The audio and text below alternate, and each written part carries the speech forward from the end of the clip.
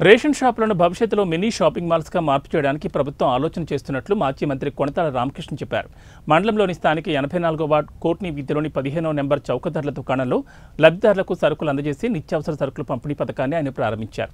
వాహనాల ద్వారా ఇంటికి సరుకులు పంపిణీ సక్రమంగా అమలు కాని కారణంగా ప్రజల సౌకర్యార్థం రేషన్ షాపుల ద్వారా సరుకుల పంపిణీ పథకాన్ని ప్రభుత్వం మళ్లీ ప్రవేశపెట్టినట్లు తెలిపారు. వాహనం కోసం పేద ప్రజలు పనులు మాని ఎదురుచూడడం ద్వారా సమయాన్ని ఆదాయాన్ని కోల్పోయేవారని మాజీ మంత్రి కొణతాలన్నారు.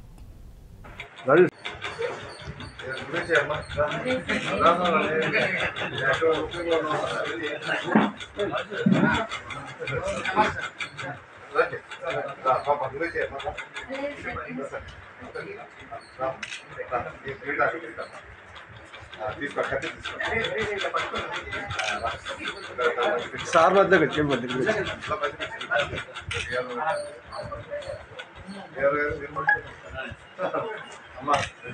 సార్ చేయండి సార్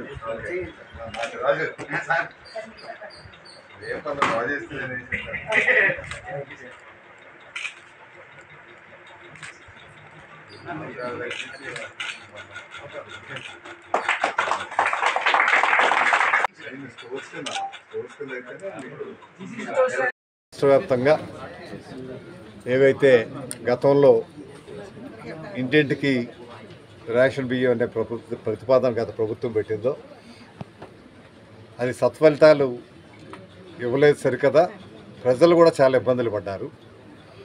ఎందుకంటే ఎప్పుడో వచ్చేవారు, మరి ఎప్పుడో వస్తున్నారో తెలియదు. ఆ రోజు పనులన్నీ ఆపుకొని వాళ్ళు కూలికి వెళ్ళే వాళ్ళు ఆ రోజు 300 రూపాయలు